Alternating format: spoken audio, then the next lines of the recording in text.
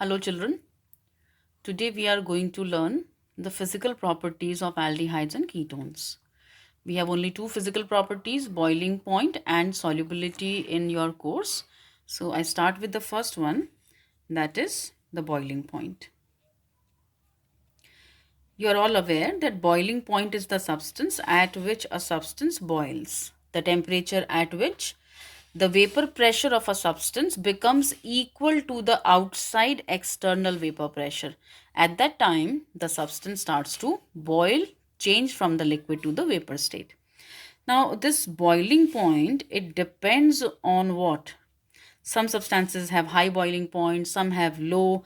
So the boiling point depends on the intermolecular forces.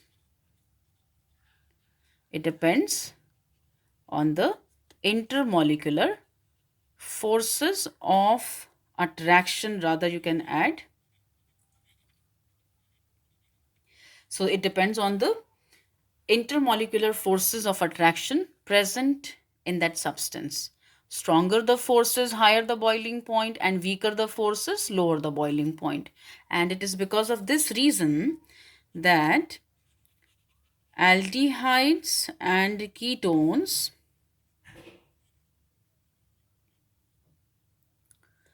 have boiling points higher than hydrocarbons, higher than hydrocarbons and ethers, but lower than alcohols of comparable molar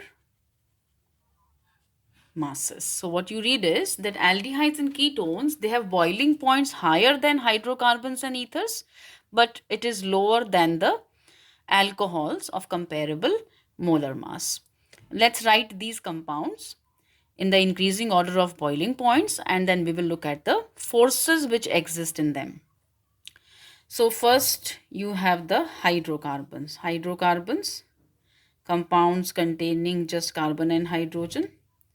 Then after hydrocarbons, you have the ethers. After ethers, you have the next group as aldehydes and ketones. We consider it as like one category. And then lastly, you have the alcohols. Now, from hydrocarbons to ethers to aldehydes and ketones as you go, this is the order in which the boiling points increase. The reason behind boiling point is hidden in the type of forces. So if I tell you the forces, probably you know it also already. Hydrocarbons, they can have only what? They can only have van der Waals forces. They can only have the van der Waals forces, and you know how weak they are. In fact, it won't be wrong even if I write weakest. The van der Waals forces are the weakest forces possible. Then how about ethers? Ethers have some polarity, some charge separation, and because of that they have weak dipole-dipole interactions. Now these dipole-dipole interactions are stronger than the van der Waals forces. So ethers have weak dipole-dipole interactions, stronger than van der Waals, so the boiling point is higher. Come your aldehydes and ketones. Aldehydes and ketones also have polarity, charge separation, and so they also have dipole-dipole interactions. So ethers and aldehydes, ketones, they both have dipole-dipole interactions, but as I've mentioned, in ethers it's quite weak. So aldehydes and ketones have a little stronger version of dipole-dipole interactions. And then finally, when you talk about the alcohols, they have intermolecular hydrogen bonding. So they have intermolecular hydrogen bonding. And among all these forces which are listed here, the intermolecular hydrogen bonding, it is the strongest. So that's evident in front of you. As the strength of the intermolecular force is increasing, the boiling point is also increases. So I can write here that going from left to right, the strength of intermolecular force in these substances increases. Therefore, boiling point also increases. Okay, so this was your first physical property, that is boiling point. And let's now move on to the second one. The second physical property is solubility.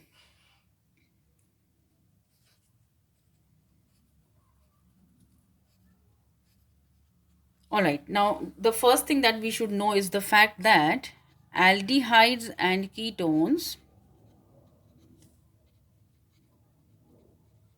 are soluble in water. All right. Now, when we know this fact that they are soluble in water, the next very obvious question is, why are they soluble? So, aldehydes and ketones are soluble in water. I can continue here, as they can form hydrogen bonds with water. So, they are soluble because they can form hydrogen bonds with water. Now, let's see how they form hydrogen bonds with water. I first take water. You know, water is H2O. Oxygen is more electronegative with two lone pairs and it takes up a partial negative charge. Hydrogen is much less electronegative as compared to oxygen, so it takes a positive charge, partial positive charge. So this is water. And consider a molecule of aldehyde or a ketone. So let's say C double bond O R H. So what is this? This is an aldehyde slash, if you replace it by an alkyl group, this becomes a ketone. I'm taking one more molecule on the other side. So this is RCH and slash another R. So I have two molecules of either an aldehyde or a ketone. How will charge separation take place in aldehyde and ketone? You know that oxygen is more electronegative. It will withdraw electrons to become negative, and carbon, at the other hand, will take a partial positive charge. Same charge separation you can show here. Oxygen will be partially negative and carbon will take a partial positive charge. Now, opposites will always attract. This negatively charged oxygen of the aldehyde ketone starts attracting this positive hydrogen, and here also the positive hydrogen starts attracting this negative oxygen. What are these? What are these? The dotted lines, what are they indicating? They are indicating the hydrogen bonds.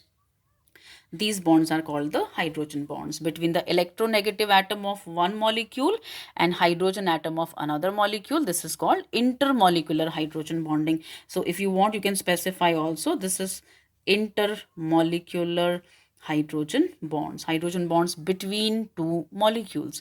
So this is the reason why aldehydes and ketones, they are soluble in water. Now the next is, okay, they are soluble, but are they all equally soluble, or what is the trend? Then it is observed that with increase in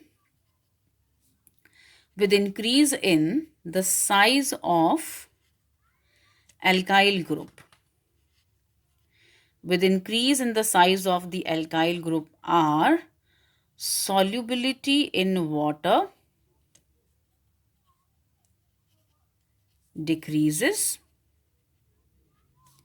and it increases in organic solvents. Okay, what have you written? That with increase in the size of the alkyl group, solubility in water decreases, but it increases in organic solvents. What is the reason? Why the solubility decreases in water and increases in organic solvents? It is due to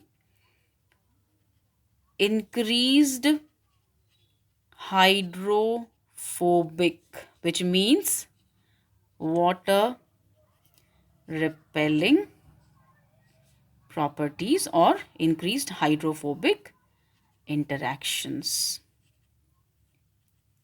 Children, whether it's an aldehyde or a ketone like RCHO, this alkyl group is hydrophobic. There is no charge separation, it is non-polar. No polarity, no charge separation. It's hydrophobic in nature. It is water repelling in nature. So, larger the size of this group, the molecule becomes more hydrophobic, or you can say more non-polar in nature. So, the rule that we use in solubility is what? Like dissolves like. Like dissolves like, which means polar substances will be soluble in polar substances only, and non-polar substances will dissolve better in non-polar solvents. So as the size of the alkyl group increases and it becomes more hydrophobic in nature, that's why you've written that solubility in water decreases, but in organic solvents increases with increase in the number of carbon atoms. So with increase in the number of carbon atoms, as the size increases, as your molecule becomes more non-polar, solubility in water decreases, and in organic solvents it increases, because organic solvents also are non-polar in nature. So like dissolves like.